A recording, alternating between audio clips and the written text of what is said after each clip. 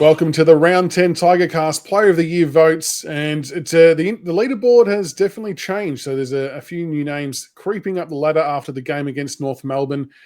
Disappointing loss to have, gents, 4 points, but there was a lot of positivity to come out of it, and I think there was a few players in particular that put their name up in lights for some votes. So we'll jump across to the vote screen and get stuck into it straight away. 5 votes this week. I went for Toby Nankervis. I just thought that the battle against Sherry was unbelievable. And even though Sherry probably came out on top, I just love and respect that Nank was locked into that contest and did everything he could to give us a chance to have a shot at the win. Grok went for Nank as well. And then CB, EJ, and Tiggs, you all went for Tim Taranto. Yeah, I mean, copied me. Yeah. Actually, all my votes are before you. Look, Tim again had a really very big productive game in the midfield. He's having a wonderful season. And like you said, Nankervis, I guess I don't think I had Toby in my votes this week, but there probably could have been about 10 blokes I could have put in there. But I just thought Tim was, again, as much as we got clobbered in the midfield to some degree, his work around the ground was fantastic. Each? Yeah. I mean, highlighted by, I think, the standout stat there is 18 contested possessions. His contested numbers this year are just off the charts. So, yeah, another fantastic game from Tim. I mean, if he could just tidy up his disposals just a little bit, 5% or so, that'd be great. But and he set shot goal kicking right at the end there. Oh, he's normally really reliable with that. He actually usually is. Yeah. The pass was on. It had to be done. But anyway, 4 votes. So I went Tim Taranto for the reasons that you gentlemen both mentioned. Tiggs went Sam Lawler, which I do like. Grok went Seth Campbell, which I think is fairly self-explanatory. CB, you can go first. You went Jacob Hopper for your 4 votes. Again, I thought another big game in the midfield, and he's really back to the player that we thought we were getting. He was only a couple of disposals off. He had a pretty high contested number again. Look, he's having a wonderful year, and hopefully it continues. It's a good shout in regards to getting the player we thought we were getting. I think it's a really, really good call. And EJ, you went for Jack Ross with your 4? Yeah, just on Hopper. He's also moving. He's on top of the ground. Much better than true. Has been for a while. Yeah, look, Jack Ross, that's probably his best game this season. The highlight for me was the defensive side of the game. Yes, he had 21 disposals. Yes, his disposal efficiency was 76%, which is a lot higher than some of the others, and he's over 300 metres gained. But 11 tackles and 29 pressure acts. He defensively, he was probably our best mid on the weekend, and was really noticeable at the ground. So, yeah, I thought he deserved to be highlighted. No, it was a super game from Jack Ross. More of that, please. Down to the 3 votes, I went Jack Ross for all the reasons you just outlined. Tiggs went for Toby Nankervis. Grok went for Jack Ross as well. And both of you gentlemen went for Sam Lawler with the 3 votes. Yeah. Mate, we can't sing his praises enough. Outstanding game from a 9-gamer. Not looking like a 9-game player. He's just he's terrific. Terrific. Good. Yeah, and it's his impact with the possessions that he has. You know, if you're looking for value for what the output is, he's very high. And also, I think on the weekend he really showed that physically he's more than up to it. He copped a couple of really big hits. Copped a few rib ticklers, didn't he? I was a bit worried that he might not have returned to the field after one of them, but he was back out there. Yeah. So what a package. Super. He's very, very good. And like we said on the earlier show, it's the worst of him. So plenty of good times to come for him. 2 votes. I went for Seth Campbell.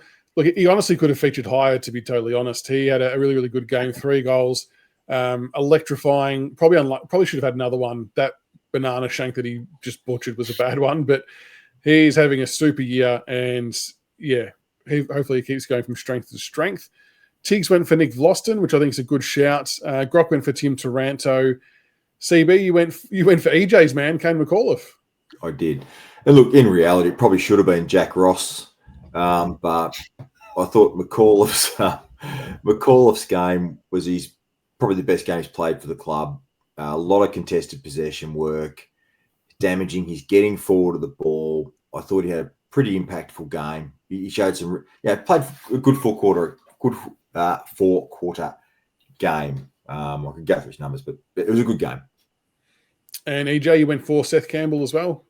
Yeah, for all the reasons mentioned, and very similar sort of to Lawler, the impact for the amount of possessions he has is really high. And he was the highest rated Richmond player on the ground again. Yep. According to the champion data stats. It doesn't surprise me because he was doing it on offense and defense, which is what I suppose triggers those points. We're starting to see him push further up the ground now and feature some stoppages. I can see him getting in towards that 20 possession territory next year. Like, I don't think he's going to be a 10 to 15 possession half forward. I think he's going to increase that, which is going to be good. Well, he's starting to nut blokes with two-way running, isn't he? He's losing them in traffic up the ground and coming back. Yeah. So, he's playing beautiful. Exciting times for him. And the one vote, I went for Sammy Lawler for the reasons that was mentioned earlier. A super game from such a young kid. He's got such great composure, vision in traffic, and you just feel safe when he's got the ball in hand. So, and like, I don't know who it was that mentioned this, but I like the fact he doesn't play for free kicks either. If he gets hit high, he gets hit high, and you know, it is what it is. He doesn't drop down like a sack of potatoes. Tiggs went for Seth Campbell for reasons mentioned. Grock went for Sam Lawler. CB, you went for Seth Campbell as well for your one vote. All the reasons already mentioned, 100%. And can I just say that on Sam Lawler? Yep. He plays like a country football. He plays like a superstar country footballer, doesn't he? He just doesn't complain. Just gets on with it. Yeah, which is what you want. Just crack on with it, get the ball, and move on. Yeah. And just quietly, I think the umpires actually like it as well. He's not getting the unfavourable treatment. Yeah, correct. Yes. Yeah, that's a good point. It's a very good point. Your one vote, EJ, you went for Jacob Hopper? Yeah, for all the reasons mentioned, you know, like metres gained, he was up over 350 this week. You know, good pressure acts, contested possessions 10, ground ball gets 14. The two of them in the centre, Taranto and Hopper, they're just both having really, really good years. And I know it would hurt Kane Corns to admit the fact that, you know, it's actually working out okay for us. Yeah. Whilst Taranto and Hopper are having good years for us, how do we address the issue that we still get slapped in centre clearances quite a bit? Because they're doing well around the ground, but it's just that centre bounce piece, isn't it, that we're just not quite getting good at? Yeah, I just think it's that missing third link at the moment. Is it just the blend of players in there, you reckon? Yeah, I mean, we see that McAuliffe can get away from stoppage a bit quicker. He's starting to come in. His centre bounce attendances went up a little bit this week. Mm-hmm. Hopefully we can get a couple out of Seth, get a few more out of Lawler. Let's just change that mix a little bit, and I think we'll be okay. I think it's something that's in development, and I don't think it's far away. Yeah. Fingers crossed. Work in progress. Progress. The old whip. All right, I'll bring it up the leaderboard now. We do have a new leader. Tim Taranto has jumped to the top of the leaderboard with 120 votes after he got most of the fives for this week. Jacob Hopper on 108. Nankervis 64. It's a big jump after those two, isn't it? Vlosten 59. Seth Campbell 55. He shot up a little bit. Trainer 39. Ross 36 has jumped up a little bit. Lawler's jumped up a bit on 33. Dow 28. Mansell 25. And the rest kind of filtered down from there. But it's going to take some catching to mow down Taranto and Hopper. And I suppose if we do, it might be in a good way because it might mean other players have stepped up in a big, big way to get the votes. Broady, if you're watching, I know you watch the show, Nathan Broad. You need to lift, son. I want to get you into that top three, but you've got to do me a solid, mate. You've got to justify those votes. So, Broady, come on, son. You're my boy. Get up there.